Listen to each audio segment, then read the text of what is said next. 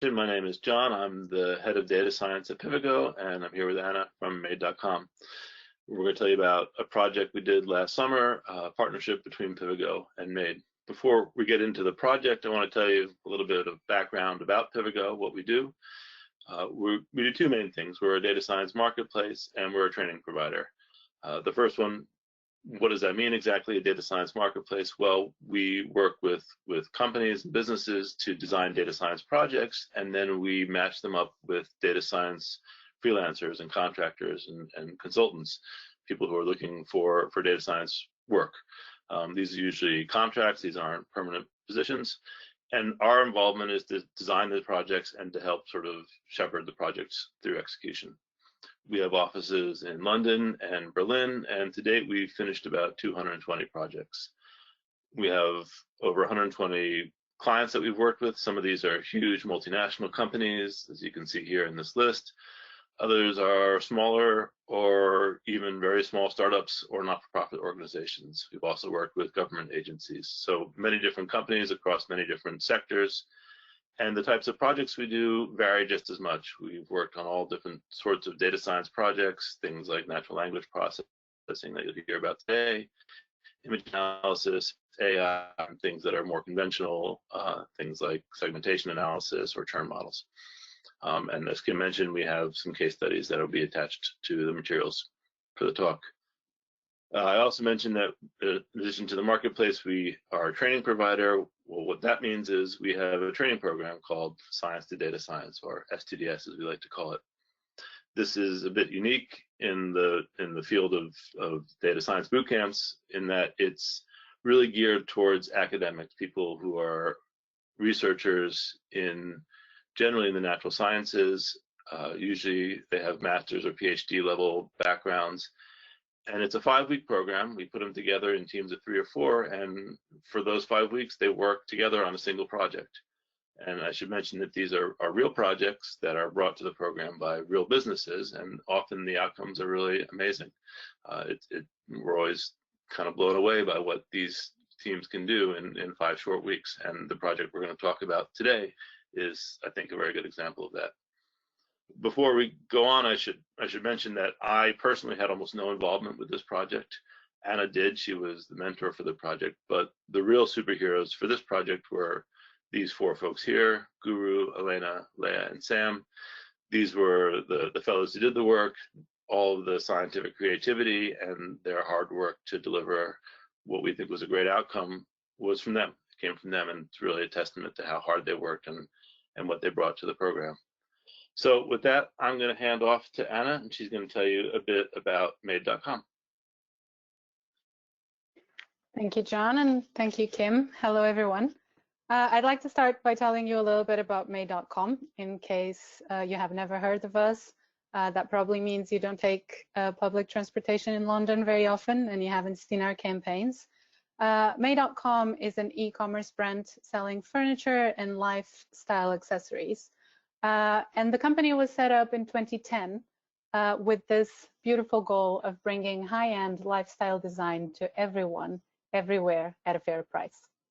How can we deliver on this proposition? If we just turn over to the next slide, we will see a few elements of how we manage to do that. So we have a fairly lean business model where we try to bring our products directly from the supplier to the customer. We do that by ordering products often and kind of constantly, instead of ordering an entire season and then having to store it in the warehouse. So we kind of always have something incoming for our customers. That means that we can store products in the warehouse for short periods of time, and we save money in middlemen and other supply chain costs.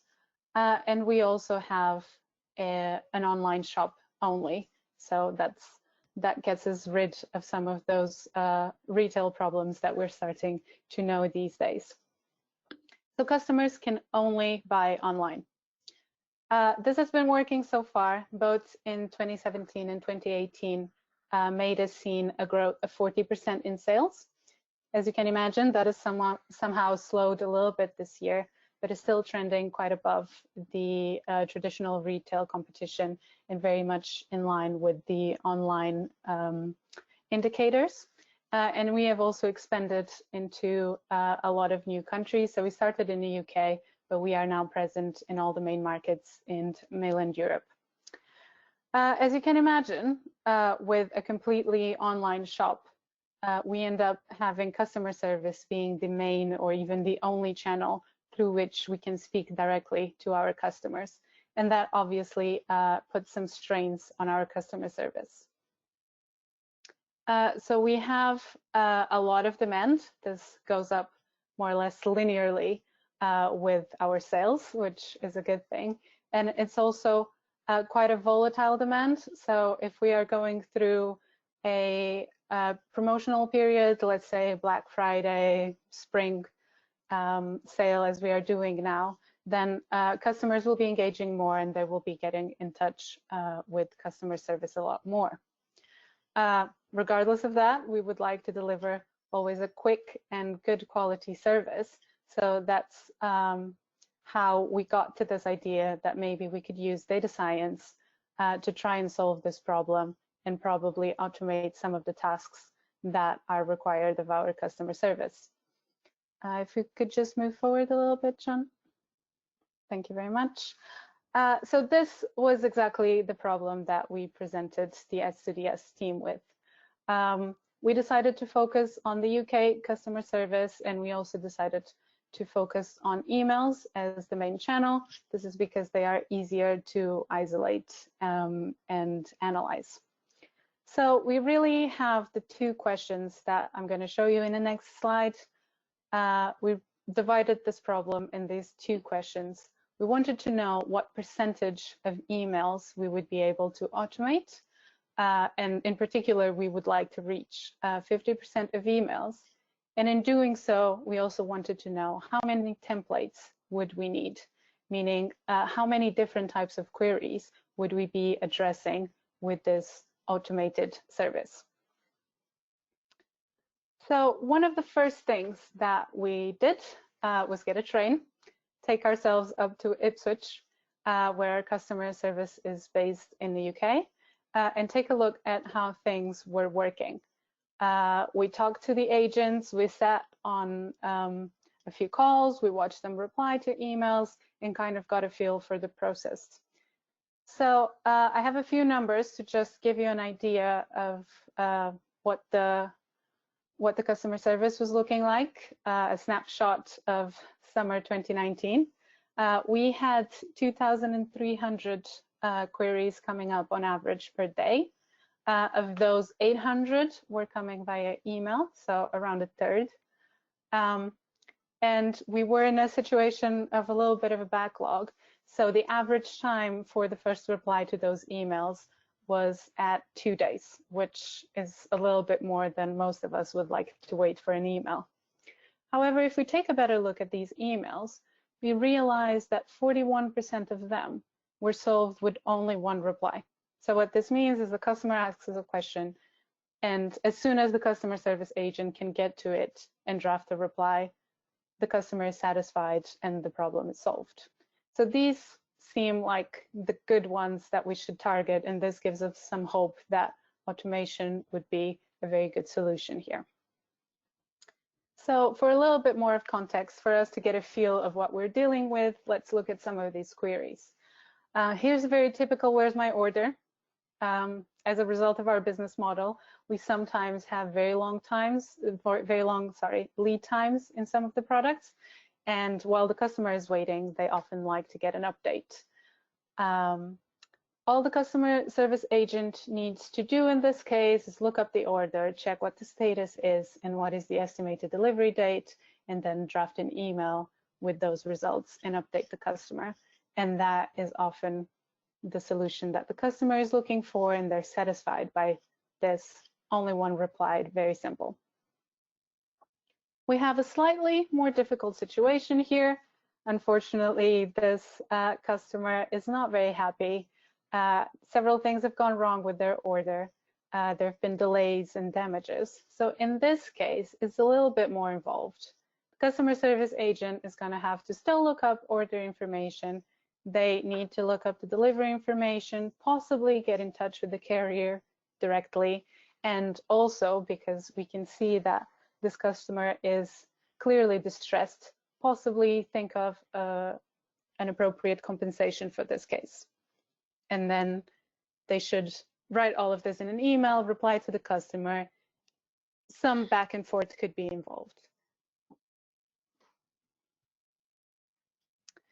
So it occurred to the team that the best analogy in this case would be that maybe replying to emails and customer queries would be a little bit like assembling furniture. In some cases, like the lamp in this picture, maybe you just need to get the right light bulb, you plug it in and it's working, let there be light. In some cases, it is more involved. Maybe the article's bigger, you need someone's help. I don't know if you've assembled a sofa recently. I have the one behind me, and you have to look for the feet who are normally hidden somewhere so they don't get lost. It is a little bit more involved. So it makes sense that the first thing that we do in this problem is to try and filter these two types of queries. On the one side, you'll have the easy ones to solve. On the other side, the hard ones. That's exactly what the team proposed. They proposed we have a first classification model where we distinguish the queries that are end-to-end automatable from the ones that are not. What this means is that some of these queries can be solved with one email, only one reply, and some cannot. After we have these easier end-to-end automatable queries, we can then find out what they are about. So we will be categorizing them, and from that categorization, we will devise some easy automatic response templates for the emails, and then we can look up the right information and just send that email to the customer. And to tell you a little bit more about that, I will pass over to John for some details on the models. Okay, thanks, Anna. As Anna said, the first task was to build this first model, Model 1, which was essentially a binary classifier, putting emails into one of two categories, the lamp category or the sofa category. And before I tell you about how the team approached that problem, I want to back up a little bit and tell you about the data that they were working with. They had two main types of data for this project. The first was an unstructured data set. This is mostly composed of the correspondences between the customers and the customer service agents. They started with about 17 million data points, which represents 6 months worth of data from Made.com. After they had filtered out things that weren't emails and had aggregated all the relevant emails together that belong together, they ended up with about 46,000 emails. And this was the data set that they did most of the work on. To help with some of the other modeling tasks, they also turned to a structured data set, as Anna alluded to earlier. This included customer information as well as order information, and it corresponded to the same 6 months worth of data as the unstructured set. Now, Anna has told you about the task where the machine, the algorithm, and the program that the team were trying to build had to take some text and make sense of it and put it into the right categories. And this is one of the fundamental challenges of data science. How do you take something that's not structured or that's loosely structured and transform that into a structure that a machine can make sense of, that a program can interpret? Now, in this case, it's text data that the machine has to understand, and so this falls into a domain we call natural language processing, or NLP. And basically what that means is that the machine's got to read the text, make sense of it, and represent that in some sort of tabular format with numbers that it can then use for modeling tasks later on. Now, things like text and natural language is a great example of a problem that's very easy for a human to solve, but very difficult for a computer to solve. So it's easy for you or me to look at a bit of text and understand what the author is talking about and what the sentiment of the author might be. It's very hard for a computer to do that. Luckily, there are a number of open source libraries that we can use, packages that other people have made that are very good at helping to get around that, and the team used a number of those for this project. I'm not going to go into the details of that, but many natural language processing packages do exist to help with this sort of task.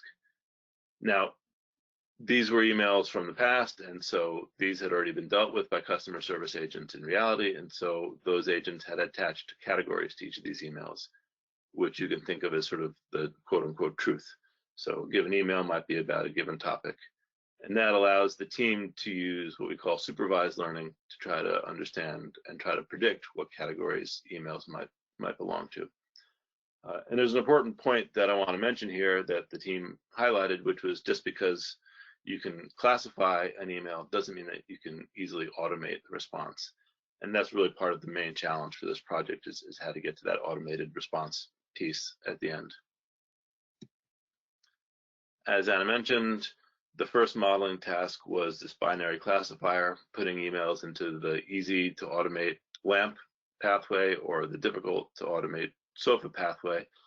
And to address this and to model this task, the team used two main types of data. The first was the email body feature, so this is pretty much the text of the emails. And the second was constituted numerical features corresponding to the emails, so things like how long the email was, how they use punctuation, how they use capitals, and even things like sentiment.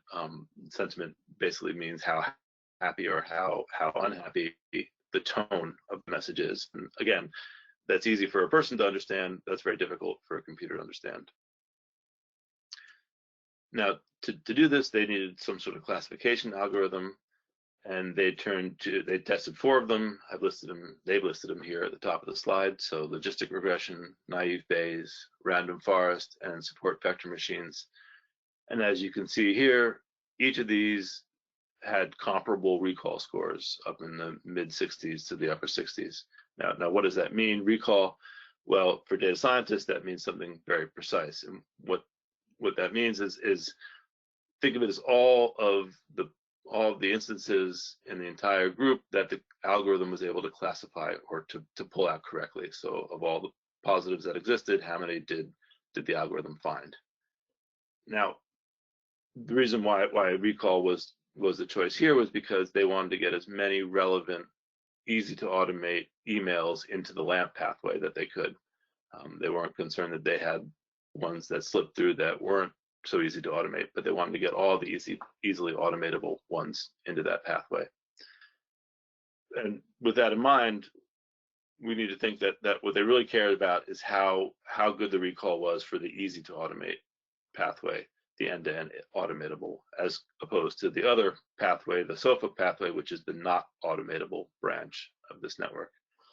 And so here, what the team has done is they've taken each of those 2 categories and shown you the recall in isolation. And what you're really looking to do is to get the most green of the upper dots, the upper circles in each of those categories. And after going through all of this, the team decided that logistic regression was the way forward for them, and that's what they used for their first model, the first classifier. To give you an example of how the classifier did, here's an example of an email text that was classified as end-to-end automatable. It says, "I still haven't received my order from last week. Can you please tell me where it is?" And if you think about that query, that's a pretty straightforward question. It requires you to go look up order information and find out where the order is and when it might be expected. But it's a pretty concrete, easy to grasp problem. If you compare that to one that was classified as not automatable, the automatic bin I ordered is not opening. We changed the batteries, but it still seems to be faulty. Is it possible to send a replacement? Well, this is a difficult query. There are some complaints here. There are technical problems. There's a request for a replacement. All of these problems require a lot more thought and a lot more nuance from the customer service agents. And so in these 2 cases, the algorithm did a good job of putting these 2 emails into the right paths. Now, as I mentioned, after the emails were categorized into the LAMP pathway, the easy to automate pathway, they needed to be categorized. They needed to be put into the right category so that they could automatically be responded to with email templates. So to attack that second problem, this is now model 2, the team brought in another set of data. This was order-related features, and they came up with 9 different categories that they wanted to target. If you recall from a few slides back, I mentioned there was over 100 different categories. Some of those were pretty straightforward to understand. Many of those were a bit more complicated. And so in this case, the team chose 9 that they thought were probably the most straightforward problems, basically to give the algorithm as good a chance to succeed as possible. I'm not going to go through all those categories now, but what I want you to see here is that these are pretty straightforward questions. So for example, unsubscribe. That's an easy action that doesn't require a lot of thought and a lot of back and forth communication. So to tackle this problem, again, the team turned to their favorite classifiers: the logistic regression, naive Bayes, random forest, and sport vector machines. However, in this case, the team wanted to optimize for a different property of the classifier. Previously, it was something called recall. This time, it's something called precision. What precision means is how many of the ones that the classifier calls easy or calls a certain category are true. Basically, how many times does it get it right? And if you think about it, just to sort of back away from the science and think about the business problem here, that makes a lot of sense. If you're going to put an email into a certain category and have an automated response, well, you want to get that right. You want to make sure that you're putting it into the right category. You don't want to have a lot of room for mistakes to slip through. Like last time, the team broke these bigger numbers down into the component parts for each of the different levels that they were trying to categorize, 1 through 9. And again, like last time, they decided that logistic regression was the best choice for them. So now moving on to how it did, here are 2 examples. This first email reads, "I write you to know if you deliver a sofa also in Italy." Well, that's very clearly a query about delivering overseas. Here's another example. "I'm looking to buy a Monty dining table. Is it currently available in stock?" Well, that's an availability query. And what I want you to take away here is that these are pretty easy to classify. The classification was right. It put them into the right categories. And also, these are still easily automatable queries. It's easy to find out if you can deliver to Italy, and it's also easy to find out if you have a certain object in stock. So these are 2 examples of how the algorithm is done very well. So here is the framework so far. We have model 2, which is the classifier putting emails into either the easy or the difficult pathways, the lamp or the sofa. And then model 2, which is taking those emails and putting them into categories. If we look at the numbers, the team started with about 6,000 emails. Well, 4% of those could be put into the lamp pathway, the end-to-end automatable pathway. And of those 41%, about a quarter of them, or 11% of the total, were able to be automatically categorized into those 9 categories and presumably could have an automated response. So with that, I'm going to hand over back to Anna, and she's going to tell you about a bit more work the team did. Thank you. So you've been listening correctly. So far, we have been able to automatically handle only 11% of the total emails. I want to tell you a little bit why this is. So these 11% of emails are not only easy to solve or solvable with only 1 reply, but they are basically questions. They're questions for which we only need to look up the information and send a reply. There are other things that might be fairly easy to solve for a person that involve other actions. You might have to book a replacement or a collection or approve a compensation. And all of those queries are outside of this 11%. So right now we are left with 30% of easy emails and also 59% of emails that have been classified as not so easy to solve. We want to do something about this. And so the team introduced the final piece of this framework, Model 3. What we want to achieve here is to be able to categorize these 89% of emails into some broader categories. What we can achieve with this is that simply by tagging these emails with a category, we can put them in a specific queue. We can enrich them with information. Once we know what it is about, we can just go and look up the necessary information. So when it gets to the customer service agent, they have all the tools that they need to do the best and the quickest work possible. Also, if you imagine, for instance, the case of a return query, more often than not, the first thing that the customer service agent will have to do is reply to the customer and say, oh, we're really sorry, you didn't have a good experience with this product. Could you give us more detail? Maybe send some pictures of the damages so that we can assess. So we could also automate that first reply so that when a person finally gets to handle this query, they have absolutely everything and the service can be much quicker.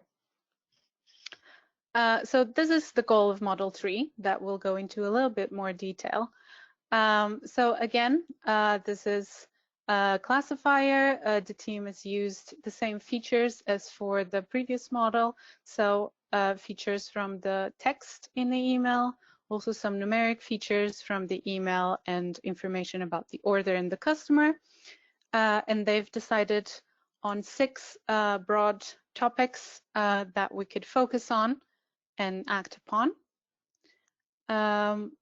They're very broad things that we can get some information for. So we can now look at how our favorite models were performing for this task. Once more, we have logistic regression, naive Bayes, random forest, and support vector machine. And we are still looking at the precision.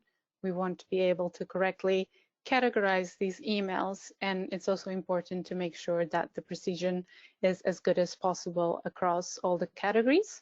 So once more, we have logistic regression coming ahead, followed by support vector machines.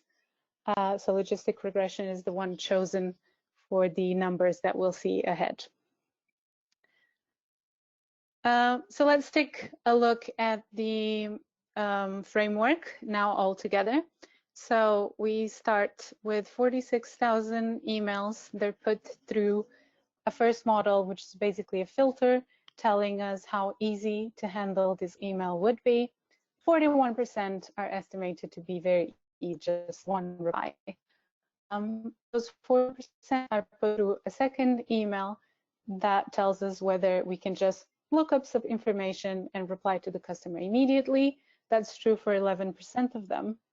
The 30% remaining and the 59% that have been classified as being difficult to automate go to a broader categorization task that allows us to put 42% of total emails into broader categories and optimize some of the tasks, look up information ahead of time, send a first reply, and put them in dedicated query queues. So if we move to the next slide, this obviously has a lot of value for MAID, and it was a big achievement by the team that persevered and was able to move past those initial not so good results. And I would really like to thank them. And we can revisit as a summary what is the value that this has for MAID. So again, the entire framework here, the final result is we are able to perform automated tasks for 53% of emails. And we did a quick back of the envelope calculation to estimate the savings that this would mean for MAID. So based on the time that customer service agents would save replying to emails, this would mean £103,000 per year in the UK. And perhaps more importantly, since we were not planning on firing any of our agents, this means a drop in wait time for the customer of about 40%.